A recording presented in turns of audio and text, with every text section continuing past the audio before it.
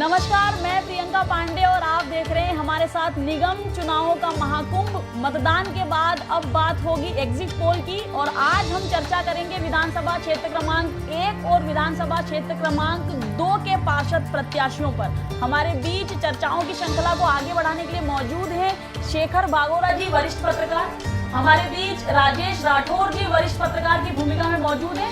हमारे बीच राजनीतिक विश्लेषक के तौर पर मौजूद है नवनीत शुक्ला जी। हम तीनों का बहुत बहुत स्वागत करते हैं।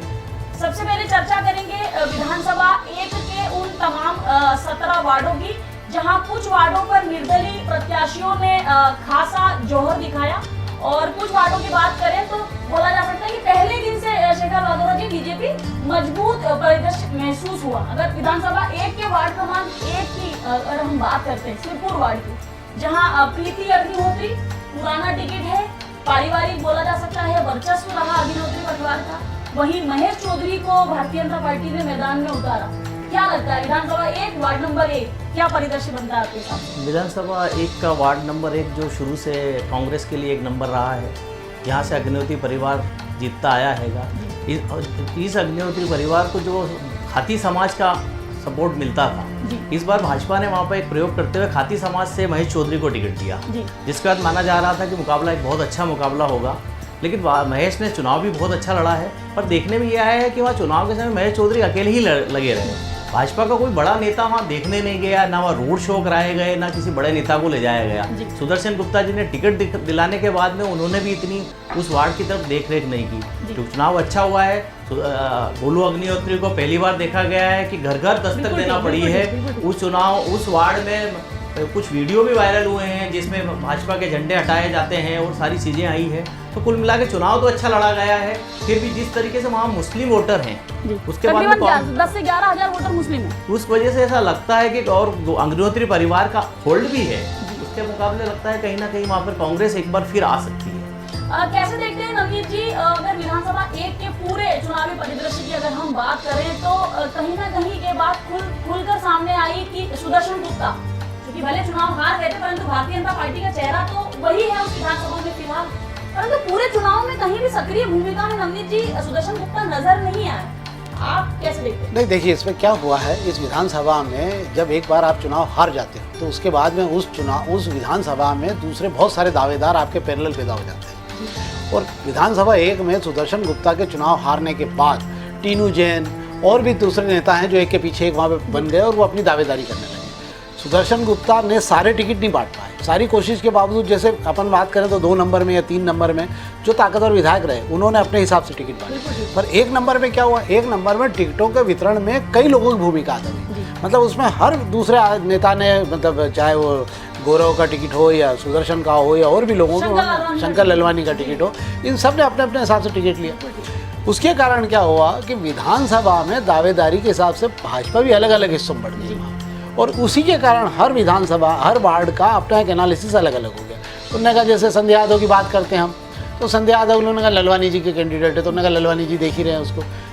भाजपा यहाँ पर 2-3 टुकड़ों में बट गई। अगर भाजपा यहाँ संगठित नहीं हो पाई, और पिछले बार संजय शुक्ला के जीतने के बाद भी संजय शुक्ला ने जो वहाँ काम किए वो निश्चित रूप से, जैसे 4000 परिवारों को अयोध्या और राम मंदिर और कहाँ घुमा के ले आए, सिखों को ले आए, वो ये सब चीज़ें कहीं ना कहीं उसके फायदे में तो है उसके। तो इसीलिए हम ये मान रहे हैं कि जो वहाँ 63 और 64% का वोटिंग पहुँचा है, वो भाजपा के लिए कई वार्डों में बड़ी मुसीबत खड़ी करेगा। राजेश राठौर जी, जैसा नवनीत जी ने बताया कि संगठित होकर के चुनाव, अगर विधानसभा 1 की बात की जाए, उन 17 वार्डों की जो विधानसभा 1 में आते हैं, 2 वार्ड ऐसे जो देपालपुर की सीमा में भी आते हैं, अगर उन 17 वार्डों की बात की जाए तो क्या आपको भी ऐसा महसूस हुआ कि भारतीय जनता पार्टी खुद ही टुकड़ों में बट गई थी? क्योंकि इधर से तो मान लीजिए संजय शुक्ला स्वयं मेयर का चुनाव लड़ रहे थे, तो उनका तो फोकस था ही विधानसभा 1 पर बहुत अच्छे तरीके से। और अगर विधानसभा 1 में सुदर्शन गुप्ता की बात की जाए या अन्य चेहरों की बात की जाए तो क्या बढ़ गई थी वाकई में भाजपा? अंधा बाटे रेवड़ी अपने अपने को दे जी।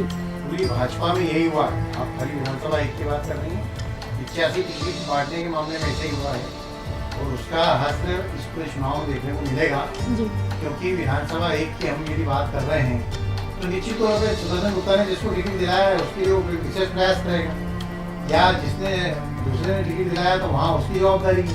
और जब भारतीय जनता पार्टी में टिकटों की बंदरबाट बची थी या लूट बची थी, उसके बाद संगठन ने भी भोपाल बुला के समझा दिया था कि हमको तो ये मेयर के उम्मीदवार से मतलब है, बाकी सब आपने आपस में बांट लिए हैं, तब आप सबकी जिम्मेदारी है कि आप जिता के लाएं और उसी के आधार पर आने वाले विधानसभा चुनाव में टिकटों का फैसला होगा। चलिए हम मानते हैं कि इसका खामियाजा भी भारतीय जनता पार्टी स्वयं ही भुगतेगी। वार्ड नंबर 2 की बात करेंगे शेखर जी, चंदन नगर काफी मतलब हॉटस्पॉट माना जाता है और चुनाव भी हाई वोल्टेज ड्रामे के साथ लड़ा जाता है अगर चंदन नगर की बात की जाए तो। इस बार भाजपा ने एक्सपेरिमेंट किया शेखर जी की मुस्लिम चेहरे को कहीं भी अल्पसंख्यक सीटों से चुनाव नहीं लड़वाया और अपने हिंदू चेहरों को ही यथावत चुनाव लड़वाया। क्या लगता है इससे कोई फेरबदल या कहीं कोई सहूलियत या बेनिफिट हुआ भारतीय जनता पार्टी को? इस तरीके का जो प्रयोग इंदौर में किया गया है, ये सिर्फ प्रयोग इंदौर में किया गया है कि मुस्लिम वार्डों में भी सिर्फ हिंदुओं को टिकट दिया गया। इस प्रयोग से भाजपा का नुकसान ही होना, कोई फायदा होता नजर नहीं आ रहा है।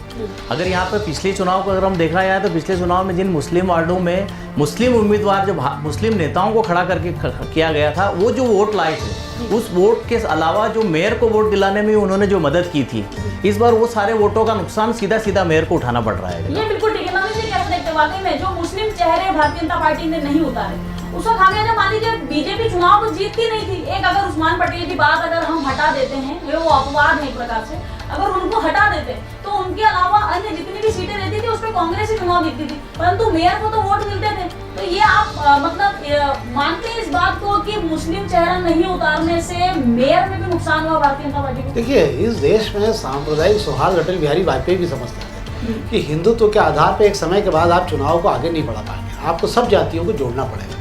और इसीलिए उन्होंने पहले तमाम विरोध के बाद उन्होंने अपने यहाँ नमाज पढ़वाई, अपने यहाँ उन्होंने रोजे इफ्तारी के कार्यक्रम रखे अटल जी ने। तो उनका मानना था कि आपको हर जाति को जोड़ना पड़ेगा।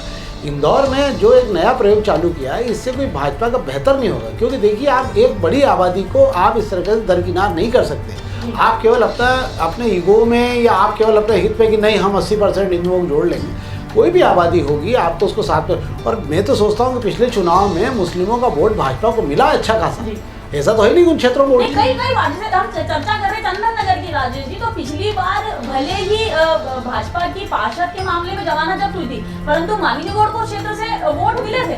पर इस बार तो एक नया प्रयोग किया गया कि मुस्लिम चेहरा ही नहीं उतारा गया, हिंदू को टिकट दे दिया। यही कारण है कि चंदन नगर की अगर बात की जाए तो पूरे चुनाव में निर्दलीय प्रत्याशी मतलब रफीक खान की धर्मपत्नी और इधर यास्मीन मंसूरी यानी कि मुबारक मंसूरी जो पहले पार्षद भी रहे क्षेत्र के, कैसे देखते हैं, टक्कर महसूस हुई आपको भी? इसके पीछे बीजेपी की बड़ी सोच है। वैसे सोच कितनी फायदेमंद साबित होगी या नुकसानदायक साबित होगी ये परिणाम आने पता चलेगा, लेकिन बीजेपी चुनाव को टर्न करना चाहती थी हिंदू मुस्लिम पे।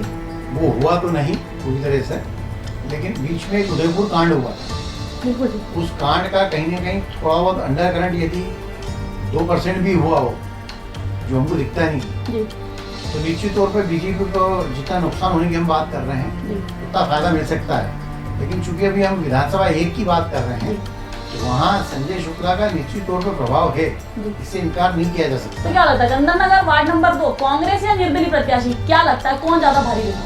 वहाँ कांग्रेस में ही लड़ाई है, जो निर्दलीय है वो भी कांग्रेस की है। तो आप तो ये समझिए कि बीजेपी वाला तो जो हिंदू वोट है उतने उसको वोट मिल जाए तो बहुत बड़ी बात है, क्योंकि सारे हिंदुओं के वोट जो है हर हालत में बीजेपी के उम्मीदवार को मिलेंगे, इसकी गारंटी नहीं। ठीक है, कालानी नगर की बात करेंगे शेखर जी। वार्ड नंबर 3 संदीप दुबे लंबे समय से प्रयासरत थे कि मुझे स्वयं को सक्रिय राजनीति का अवसर मिले, परंतु भाग्य ने द्वार खोले उनकी धर्मपत्नी शिखा दुबे के लिए। और कांग्रेस ने जो उम्मीदवार भी उतारा, बहुत उतना प्रभावशाली उम्मीदवार नहीं बोला जा सकता। क्या लगता है बेनिफिट मिलेगा भारतीय जनता पार्टी को? वार्ड नंबर 3 की बात करें, संदीप दुबे से अच्छा भाग्यशाली मुझे नहीं लगता इस शहर में कोई टिकट आदमी होगा जो राजनीति में आया। संदीप दुबे को भारतीय नगर में जनता पार्टी की नगर इकाई में सीधा मौका मिलता है और सीधे महामंत्री बनते हैं वो जी। ये चौंकाने वाला नाम था। उसके बाद में उनके महामंत्री रहते हुए उनकी पत्नी को टिकट भी मिल जाता है बड़ी आसानी से। तो उनके और वो भी ऐसे वार्ड से मिलता है जो भाजपा का गढ़ माना जाता है, तो उनके लिए बड़ा आसान रहा। सामने कांग्रेस की कविता सुराणा चुनाव लड़ी जी, पर वो इतना कुछ कर नहीं पाई कि संदीप दुबे। यहाँ पर मुस्लिम वोट यहाँ पर भी है, मतलब आप मानते हैं, जैसा हम लगातार बोल रहे हैं कि मुस्लिम वोटों का ध्रुवीकरण, क्या मानते हैं कि कहीं कोई टक्कर या सेफ सीट मानते हैं आपकी सेफ सीट है ये बीजेपी जीत जाएगी? नहीं, बीजेपी की सेफ सीट में मानता हूँ इसको। मुस्लिमों के जो वोट हैं वो पहले भी बीजेपी को मिलना नहीं थे, वो पहले भी कांग्रेस में जाना थे, अभी भी कांग्रेस में ही जाएंगे, पर वो इतने वोट नहीं है कि वो नतीजे को प्रभावित कर चलिए पाए। ठीक है। वार्ड नंबर 4 सुखदेव नगर, नवनीत जी यहाँ से बरखा मालू चुनाव लड़ी। पूर्व में गोपाल मालू इसी क्षेत्र से इसके पहले पार्षद भी रहे और बड़ा नाम थे स्वर्गीय गोपाल मालू। उन्हीं के मुझे लगता है कामकाज को देखते हुए, व्यवहार को देखते हुए बरखा मालू उनकी बहू को चुनावी रण में मौका दिया भारतीय जनता पार्टी ने। वहीं दूसरी ओर बात करें तो कांग्रेस से संजय शुक्ला के शायद बहनों ही माने जाते हैं जी, उन्हीं के परिवार के हैं, तपन शुक्ला, वंदना शुक्ला मैदान में थी। क्या लगता है कौन ज्यादा भारी महसूस होता है? देखिए, इस वार्ड में दो चीज़ें हुई है। क्या है, जो मालू जी के समय का जो कार्यकाल था गोपाल मालू को लेके, वहाँ पे भी बहुत सारे लोगों की बहुत सारी शिकायतें हैं उसको लेके आ रही थी। पर चूंकि भाजपा का मामला था और चूंकि MIC सदस्य भी थे वो, तो इसके कारण बहुत ज़्यादा वो मामले को उजागर नहीं हुआ। पर एक विरोध उस परिवार के प्रति वहाँ स्थानीय स्तर पे बना हुआ है। उसका कितना लाभ, अब चूंकि रिश्तेदारी के आधार पर टिकट गया है हमारा संजय शुक्ला के परिवार, उसका कितना लाभ उठा पाएंगे। कुछ वाकया ऐसा भी हुआ था कि तपन शुक्ला ये बोलते हुए लोगों के बीच में रहे कि आप तो पार्षद में देख लीजिए, मेयर में आपको जो मर्जी करेगी आप। नहीं, तो सभी जगह, ये किसी एक जगह का नहीं है, ये किसी एक जगह का नहीं। तो इसका खामियाजा उनको भुगतना भी तो पड़ेगा कि आप स्वयं के लिए वोट मांग रहे हैं, मेयर के लिए आप लोगों को। क्योंकि यहाँ संजय शुक्ला खुद चुनाव लड़ रहे हैं, यहाँ उन्होंने कैंडिडेट अपना उतारा है, तो वो इसलिए भी आसान था उनके लिए कि आपको जिसको ऊपर देना, तो उनको मालूम सहमति तो संजय शुक्ला को लेके है ही ना ऊपर के लोग, इसलिए उन्होंने हिसाब से किया। राजेश जी, वार्ड नंबर 5 की बात करेंगे, राजनगर वाला वार्ड, जहाँ से निरंजन सिंह चौहान एक बड़ा चेहरा माने जाते हैं, गुड्डू भैया। सामने जो चुनाव लड़ी वो योगेंद्र मौर्य की धर्मपत्नी लड़ी। चुनाव खासा बहुत ही दिलकुल चुनाव रहा। पहले दिन से लग रहा था कि भारतीय जनता पार्टी पुरजोर समर्थन के साथ में, बहुमत के साथ, एक अच्छे स्मार्ट वोटों के साथ चुनाव जीतेगी। क्या लगता है? निश्चित तौर पे बीजेपी जो है निरंजन चौहान के वार्ड में ही ऐसी संभावना लग रही है कि सबसे ज्यादा वोट से जीतेगी 1 नंबर में। उसके 2 कारण है कि एक तो निरंजन चौहान की पत्नी भी वहाँ से पार्षद रही, खुद वो एक बार निर्दलीय भी चुनाव लड़ चुके हैं, और इसके अलावा वो विधानसभा के दावेदार भी थे जी। और उषा ठाकुर के जब वहाँ विधायक रही तब भी उनके नज़दीक रहे, बाद में सुदर्शन गुप्ता के नज़दीक रहे, फिर झगड़ा हो गया, अभी समझौता हो गया, और उस समझौते के कारण ही ये टिकट जो है ये उनको टिकट मिला है। और चौहान के वार्ड में कोई बहस के विषय नहीं। चलिए ठीक है, तो वार्ड नंबर 6 की चर्चा करेंगे। मल्हारगंज पूर्व में टीनू जैन थे और वर्तमान में टिकट जो मिला संध्या यादव, पहले ही दिन से जो है बहुत ज्यादा चर्चाओं में बनी रही, और कारण यह था कि जो टिकट हुआ था वो फ्लाइट एंट्री मतलब पायलट एंट्री से हुआ। शंकर लालवानी ने टिकट करवाया, बहुत ज्यादा मतभेद भी हुआ, विरोधाभास भी हुआ, रोआगहाट भी हुआ, महिला कार्यकर्ताओं में खासा रोष भी था। क्या लगता है संध्या यादव का राजनीतिक भविष्य? संध्या यादव का जो तैयारी थी वो 7 नंबर वार्ड से कर रही थी, जनता क्वार्टर से जी, जनता कॉलोनी से, और वहाँ के लिए पर वहाँ मनोज मिश्रा जी ने अपना वीटो लगाया और सीधा मुख्यमंत्री जी के घर से वो टिकट ले आए अपनी पत्नी के लिए। 7 नंबर की बात कर रहे हैं, 7 नंबर के लिए तो मैं आपको रोकना चाहूंगी कि नीता शर्मा भी वहीं से चाहती थी कि मुझे टिकट मिल जाए, क्योंकि जनता कॉलोनी जहाँ से हम देख पा रहे हैं बहुत ही सेफ सीट मानी जाती है विधानसभा 1 की, अगर बीजेपी के नजरिए से देखा जाए तो। नीता शर्मा भी लड़ना चाहती थी, संजय यादव भी वहीं से। 6 नंबर सीट भी सेफ है जी। टीनू जैन जहाँ से चुनाव लड़े थे, अच्छा वार्ड है, व्यापारी वर्ग का वार्ड है, सारे व्यापारी वर्ग के वहाँ रहते हैं। व्यापारी वर्ग भाजपा पार्टी के सबसे हितैषी माने जाते हैं। संध्या यादव का टिकट शंकर लालवानी जी की वजह से हुआ। टिकट होते से संध्या यादव का खूब विरोध भी हुआ, बीजेपी दफ्तर पर महिला कार्यकर्ताओं ने खूब नारेबाजी भी की, वो हमने देखा, पर उन्हीं महिला कार्यकर्ताओं को समझा दिया गया और जब वे अगले दिन पर्चा दाखिल करने जाती है, शेखर जी के कोई निर्दलीय प्रत्याशी खड़ा नहीं हुआ, निर्दलीय प्रत्याशी खड़ा होने नहीं दिया। ऐसा नहीं कि खड़ा नहीं हुआ, पुतले जलाए गए हैं 6 नंबर वार्ड में, पुतले जलाए गए हैं, उसके बावजूद ये बीजेपी है समझा के उन्हें बिठा दिया गया। और साथ में कांग्रेस ने जो उम्मीदवार राखी शर्मा को खड़ा करा था वो ब्राह्मण वोटों को संजय शुक्ला के लिए खींचने के लिए खड़ा किया गया था। हालांकि चुनाव के मामले संध्या यादव काफी समय से राजनीति कर रही है, कई पदों पर रही है, तो इस चुनाव में उन्हें इतनी ज्यादा दिक्कत आती है। तो 6 नंबर आप मानते हैं कि बीजेपी कहीं ना कहीं ज्यादा बेहतर है। चलिए 7 नंबर नवनीत जी, जनता कॉलोनी, ये तो वो टिकट है जो सीएम का टिकट रहा, मतलब ब्रह्मास्त्र का प्रयोग करते हैं मनोज मिश्रा हर बार, पहले अपने लिए किया था, अब अपनी धर्मपत्नी के लिए किया। और सामने आई है अनिल शुक्ला की सुपुत्री है जो साक्षी शुक्ला डागा, पंडित जी की पोती। क्या लगता है कैसा रहा चुनाव यहाँ का? देखिए, चुनाव तो दोनों ब्राह्मण परिवारों के बीच एक स्थान में आ गया है, ये वाला पहली बात। तो दूसरी बात ये कि अपने अगर अपन यूँ देखें तो ये वार्ड पहले भी भाजपा के उस पर रहा है, मनोज मिश्रा खुद रहे हैं वहाँ पर, अच्छे वोट से जीते हैं वहाँ पे। पर इस बार चूंकि अनिल शुक्ला खुद भी उस स्थापित नेताओं में, वो पहले पार्षद रह चुके हैं वहाँ से, तो ये इतना आसान मेरे हिसाब से भी नहीं चला जाएगा कि मनोज मिश्रा एक तरफा उस चुनाव को ले जा पाए। क्योंकि दोनों ही, क्योंकि एक तो दोनों बातें हुई कि इस पे वैश्य समाज का भी पूरा सहयोग मिला है तो दोनों के गणित के बीच मुझे लगता है कि इतनी आसान तो मनोज मिश्रा को नहीं, पर मनोज मिश्रा लगभग कगार पे आके जीत भी सकते। मतलब आप ये मानते हैं कि फिर भी तमाम दृष्टिकोण अगर अपन देखें तो फिर भी 7 नंबर से भी आप भारतीय जनता पार्टी मतलब भावना मनोज मिश्रा को आप मानते हैं जीतता हुआ। चलिए वार्ड नंबर 8 राजेश जी, जूना रिसाला मुस्लिम क्षेत्र है, 60 और 40 का मेरे ख्याल से 70 और 30 का रेशो है यहाँ पर हिंदू मुस्लिम का जो है। अनवर दस्तक की धर्मपत्नी एंड मोमेंट पे टिकट हुआ है ये अनवर दस्तक की धर्मपत्नी का। वहीं नीता शर्मा जो पहले 14 नंबर से पार्षद थी, उन्हें क्या मालूम टिकट दिया किस लिए, क्या बोला जा सकता है कि राजनीति हत्या मानती हूँ मैं किसी व्यक्ति की है। कैसे देखते हैं वार्ड नंबर 8 का भविष्य? निश्चित तौर पे चूंकि मुस्लिम बहुल वार्ड है तो वहाँ से कांग्रेस के वार्ड की तहसील जीत तय है। जहाँ तक सवाल है नीता मुकेश शर्मा का, जी तो उनको टिकट कहीं ना कहीं देना था और एडजस्ट नहीं हो पाया तो यहाँ दे दिया और वो खुद लड़ने के लिए तैयार भी हो गई, इसलिए यहाँ पर कोई ज़्यादा बहस। राजेश जी, अच्छा विषय ये था कि कांग्रेस से जो निर्दलीय प्रत्याशी खड़ा होना चाहते थे, जैसे गुलरेज खड़ा होना चाहते थे अपनी धर्मपत्नी के साथ, सरवर खान यहाँ पर चुनाव लड़ना चाहती थी, निर्दलीय फार्म भी भरा, मतलब पर हम ये मानते हैं कि कैसे भी करके कांग्रेस ने वो डैमेज कंट्रोल किया और किसी भी निर्दलीय को मैदान में उतरने नहीं दिया। कांग्रेस की मजबूरी है कि जो मुस्लिम वार्ड है कम से कम वहाँ बगावत नहीं होने दे, मतलब ताकि कांग्रेस जो है एक तरफा जीत सके।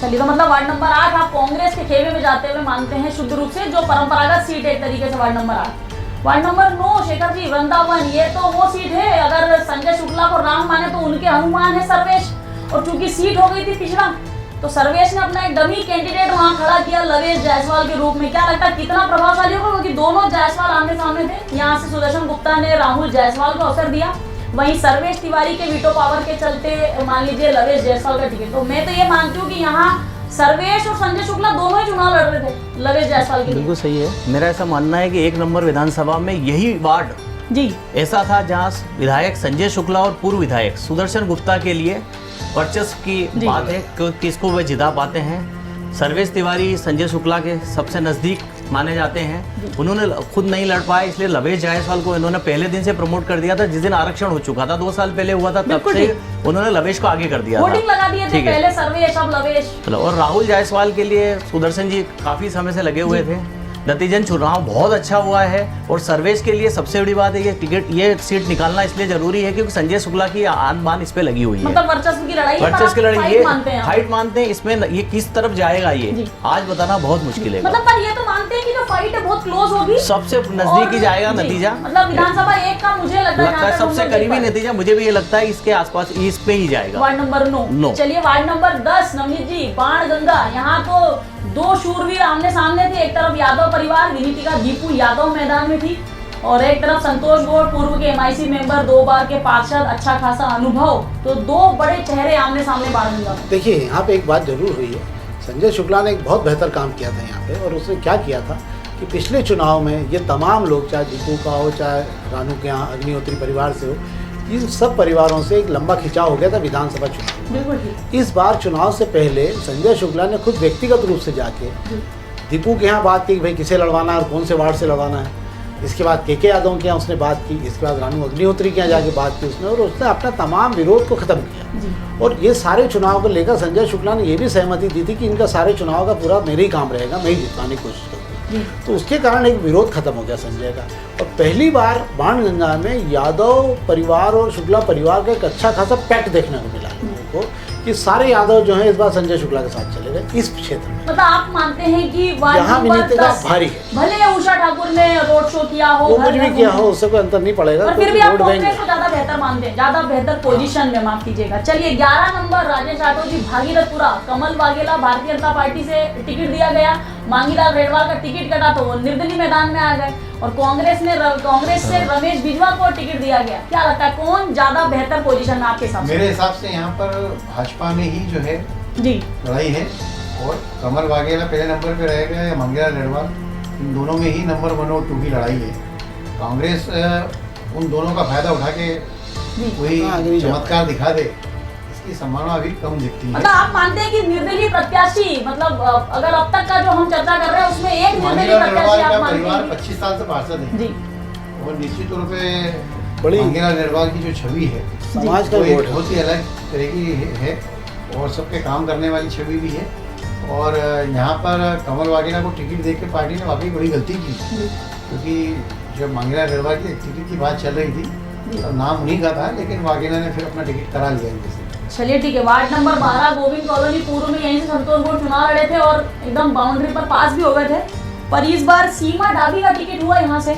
और कांग्रेस की बात की जाए तो राजनंदिनी सोनी को मैदान में उतारा, क्या लगता है कैसी फाइट रही यहाँ पर? ये 1 नंबर विधानसभा का एक ऐसा वार्ड है जी जहाँ पर जीत का आकलन लाना बहुत मुश्किल हैगा, क्योंकि दोनों ऐसे चेहरे कांग्रेस और बीजेपी की तरह से सामने किए गए हैं जिनको ज़्यादा कोई पहचानता नहीं था। जी संतोष गौर बीजेपी के लिए यहाँ से MIC रहे हैं, पर संतोष गौर को ले जाके ऐसे वार्ड में बिठा दिया गया कि वो उससे बाहर ही नहीं निकल पाए और यहाँ मदद करने के लिए आ ही नहीं पाए। और उन्हीं से जुड़े हुए रमेश मोहिते जी ने यहाँ से बागी होकर टिकट फॉर्म भर दिया था और वे आखिरी तक डटे रहे, जिन्हें पार्टी ने बाहर भी किया। तो कुल मिला के तो यही मानेंगे कि अगर भाजपा से निर्दलीय फार्म भरा तो ये तो तय है कि कांग्रेस को कहीं ना कहीं इसका बेनिफिट मिलता है। हाँ, पर इसके नतीजे पे किसी नतीजे पे पहुंचना बहुत मुश्किल है, क्योंकि दोनों चेहरे नए हैं। जी चलिए, वार्ड नंबर 13 नवनीत जी संगम नगर, पराग कौशल यहाँ से चुनाव लड़े और बहुत अच्छा चुनाव लड़े मैं मानती हूँ, और यहाँ से प्रिया भंडारी जो है ये चुनाव लड़े सामने, क्या लगता है? तो ये वार्ड तो शुरू से भाजपा के उसमें रहा है प्रभाव में जी,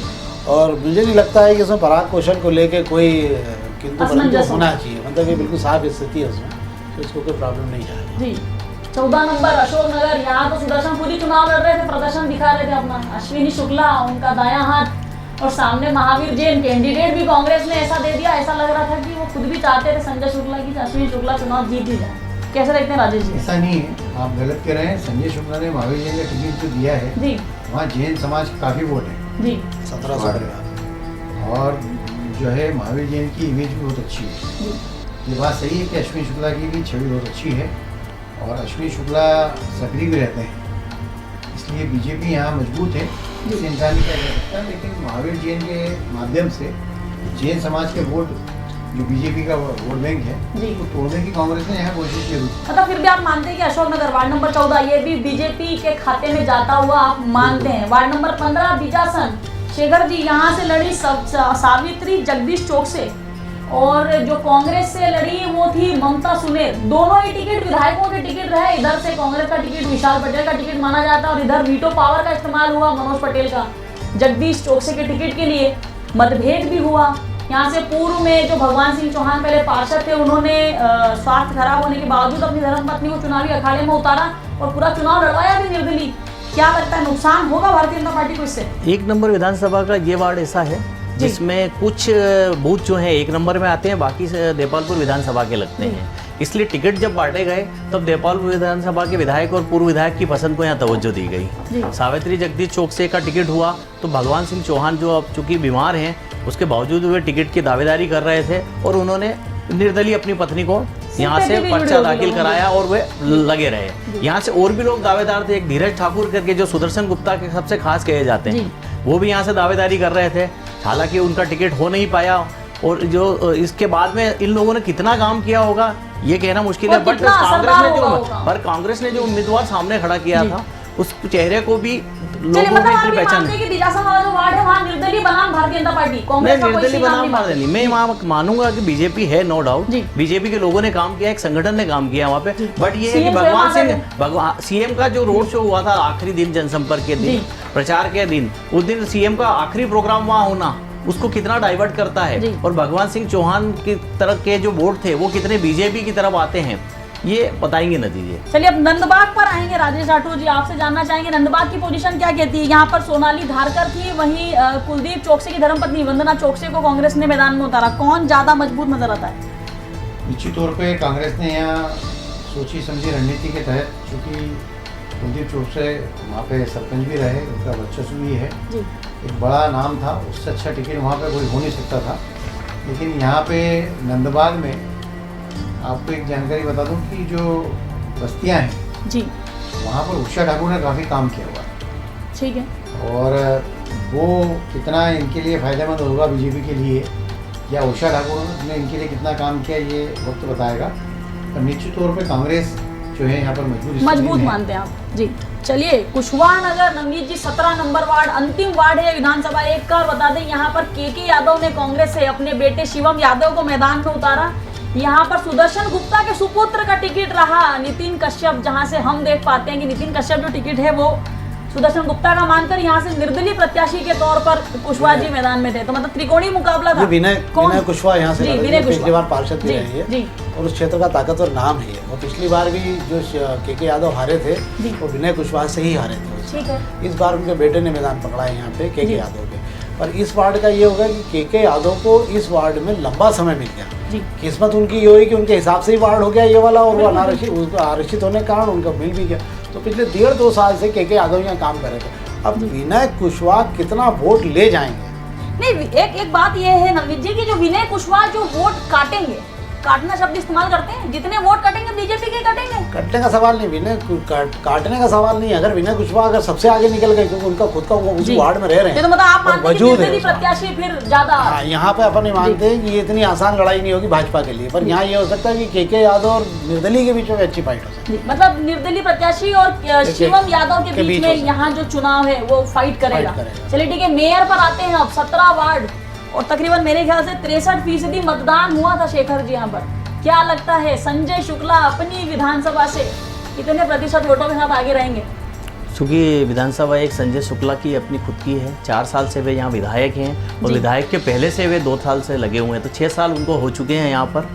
उनके घरू इलाका है, तो उनकी सबसे बड़ी लीड की जो अपेक्षा वो लोग संजय शुक्ला रखते हैं, वो 1 नंबर से ही रखते हैं। मेरा ऐसा मानना है संजय शुक्ला 15 से 20 हज़ार वोटों की यहाँ से कहीं ना कहीं लीड लेकर आने। नवनीत जी, आपको क्या लगता है संजय शुक्ला सबसे ज्यादा मजबूती से इसी विधानसभा में लगे भी रहे, और बोला जा सकता है कि 2018 में जब चुनाव जीते थे तब से अपना विधानसभा छोड़ा भी नहीं था। अयोध्या यात्रा, राम यात्रा, गोकुल वृंदावन ले जाना, तरह तरह की यात्राएं कराना, भजन भंडारे में माहिर है, वो भी 2 नंबर को कॉपी करते हैं। क्योंकि देखिए उनके जो राजनीतिक गुरु हैं संजय शुक्ला के, वो हैं रमेश मेंदोला। बिल्कुल ठीक। और रमेश मेंदोला का चूंकि पूरा एक विशाल वहाँ पे 2 नंबर क्षेत्र जो है वो इतना धर्ममय है कि उसमें आप सब कोई चिंता की बात नहीं है। आप घर से भूखे निकलो तो शाम को भरपेट खाना मिलेगा। बिल्कुल ठीक। कहीं कथा हो रही है कि रामायण हो रही है वहाँ पे, तो क्या हुआ उनके लिए एक मॉडल बन गया था। और संजय शुक्ला ने ठीक उसी मॉडल को, 2 नंबर के मॉडल को 1 नंबर बनाया।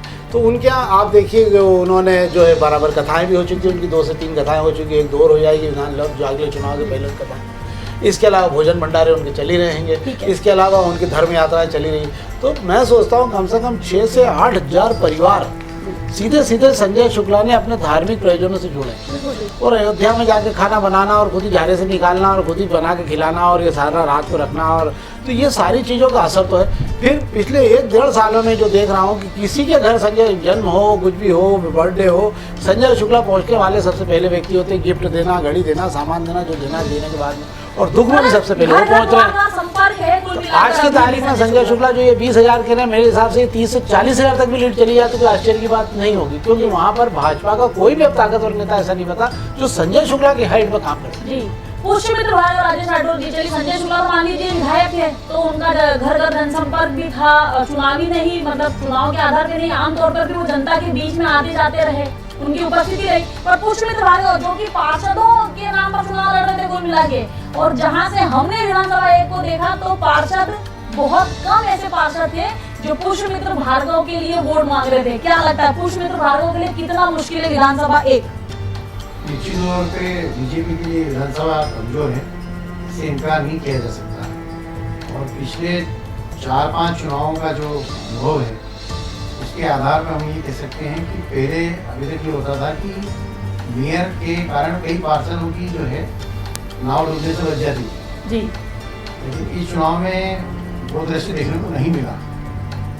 उसका कारण ये है कि विधानसभा 1 में संजय शुक्ला निश्चित तौर पर ज़्यादा लोकप्रिय है, भार्गव लोकप्रिय नहीं है, लेकिन पार्टी के भरोसे। अब पार्टी के नेताओं ने उनके लिए कितने वोट मांगे ये वक्त बताएगा, लेकिन निश्चित तौर पे आज की तारीख में खुद बीजेपी मानती है कि 1 नंबर विधानसभा में वो माने। ये आप बोल रही बीजेपी मानती है, पर जहाँ से हम देख पा रहे हैं वहाँ से बीजेपी के शीर्ष नेतृत्व से लगा करके निचले स्तर के कार्यकर्ता तक सभी का ये मानना है शेखर जी कि संजय शुक्ला स्वयं की विधानसभा चुनाव मतलब विधानसभा भी नहीं जीत पाएंगे इस मेयर चुनाव में, क्या आप भी इस बात से आशा रखते हैं? नहीं, मेरा ऐसा मानना है कि संजय शुक्ला ने नगर निगम को लेकर जो पीली गैंग का जो हल्ला मचाया था, उसका सबसे ज़्यादा असर 1 नंबर में ही नजर आने वाला है। कारण 1 नंबर विधानसभा में सबसे ज़्यादा जो है अवैध कॉलोनियाँ हैं, छोटी बस्तियाँ हैं, वहाँ के जो लोग रहते हैं वो छोटा मोटा कामकाज करके अपना गुजारा करते हैं। तो नगर निगम से जो प्रताड़ित होने की जो बात कही जाती है, सीधा सामना उनका ही हुआ है।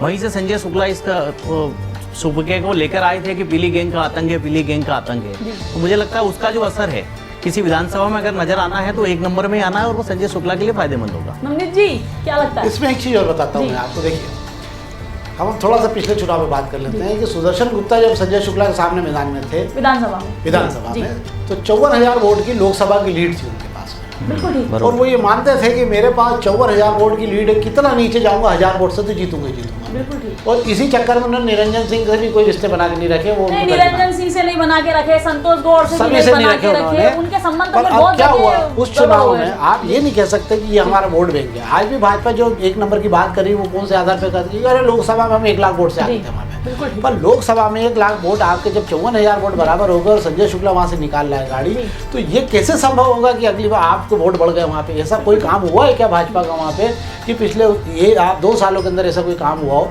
कि जहाँ पे भाजपा बोले कि हमने बहुत सारा विकास का मॉडल 1 नंबर में किया, तो अभी कुछ हो नहीं रहा वहाँ, अभी तो सड़कें खुदना शुरू हुई है वहाँ पे। ऐसे में आप ये नहीं कह सकते, आप ये मान सकते हैं कि 1 नंबर में ये वोटों की जो आपका समीकरण बढ़ने का, ये तो बढ़ना नहीं है भाजपा का। भाजपा कितना भी गणित बताते 1 नंबर में, ये सब जानते हैं। हम भी अपने दर्शकों को ये बताना चाहेंगे कि जो ये पार्षद का चुनाव और ये जो मेयर का चुनाव, ये जो गटर नाली का चुनाव, ये जो नगर निगम का चुनाव होता है ना, ये बहुत ही व्यक्तिगत आधारित चुनाव होता है। ये ना तो मोदी जी के नाम पर लड़ा जाता है, ना कांग्रेस बीजेपी इसमें होता है। जहां तक हमने देखा पूरे चुनाव में कहीं भी किसी व्यक्ति विशेष पार्टी की लहर महसूस नहीं हुई, ना भाजपा की कोई लहर महसूस हुई, ना ही कांग्रेस के लिए कोई बहुत ज्यादा अवसर महसूस हुए। पूरा चुनाव जो है संजय शुक्ला ने अपने दम पर अकेले लड़ा। कैसे देखते हैं राजेश राठौर जी, क्या वास्तव में आप भी ये मानते हैं कि संजय शुक्ला अकेले मैदान में थे, वहीं भारतीय जनता पार्टी का पूरा कुनबा जो है वो लगा हुआ था, या आप भी ये मानते हैं कि तितिर वितिर थी भारतीय जनता पार्टी? देखिए, संजय शुक्ला ने जो चुनाव लड़ा है वो निर्विवाद रूप से लड़ा। कांग्रेस में जो गुटबाजी होती है वो इस बार नहीं थी, और ख़ासतौर से मेयर को लेकर तो बिल्कुल भी नहीं थी, क्योंकि सबको ये मालूम था कि इनका टिकट तय है। कमलनाथ ने साल भर पहले इशारा कर दिया था और वो तब से लगातार सक्रिय थे। संजय शुक्ला के अलावा किसी और कांग्रेसी ने हिम्मत तक नहीं जुटाई कि वो टिकट मांगे, इसलिए निश्चित तौर पे कांग्रेस को इस में फ़ायदा मिलना है विधानसभा 1 में। और जहाँ तक बीजेपी का सवाल है, तो बीजेपी में टिकट को लेकर आखिरी वक्त तक भरोसा नहीं था कि कौन लड़ेगा, और बीजेपी ने इस वार्ड में सारे नेताओं ने दखलंदाजी की, उसका नुकसान भी बीजेपी को उठाना पड़ा। चलिए, तो विधानसभा 1 के 17 वार्डों का जो एग्जिट पोल हम अपने हिसाब से बता रहे हैं, उसमें 6 सीटों पर कांग्रेस पार्टी जो है वो बढ़त लेती हुई नजर आती है। वहीं 8 सीटों पर भारतीय जनता पार्टी के जो कैंडिडेट हैं, जो मजबूत उम्मीदवार उतारे भारतीय जनता पार्टी ने चुनावी रण में, वो बढ़त लेते हुए नजर आते हैं। वहीं 3 वार्ड ऐसे हैं, वार्ड नंबर 12, वार्ड नंबर 11 जहां से मांगीलाल रेडवाल निर्दलीय मैदान में थे, और वार्ड नंबर 17 की बात करेंगे जहां से शिवम यादव, वहीं विनय कुशवाहा जो है मैदान में रहे। तो इस हिसाब से माना जाएगा कि 3 सीटें जो हैं वहां टसल मानी जाएगी। तो ये है विधानसभा 1 के सर्वे हमारे हिसाब से क्या रहेगा, मतगणना का परिणाम बहरहाल ये आने वाला वक्त बताएगा। वहीं चर्चा में ये साफ हुआ कि विधानसभा 1 से सर्वाधिक लीड के साथ संजय शुक्ला जो है बढ़त का खाता अपना यहीं से खोलेंगे। पर क्या होगा चुनाव का परिणाम, किस पर जनता ने लगाई है मुहर, ये आने वाला वक्त बताएगा। 17 तारीख को सारी बातें साफ हो जाएगी। बहरहाल मुझे दे दीजिए इजाजत और बने रहिए रेड 9 न्यूज़ के साथ।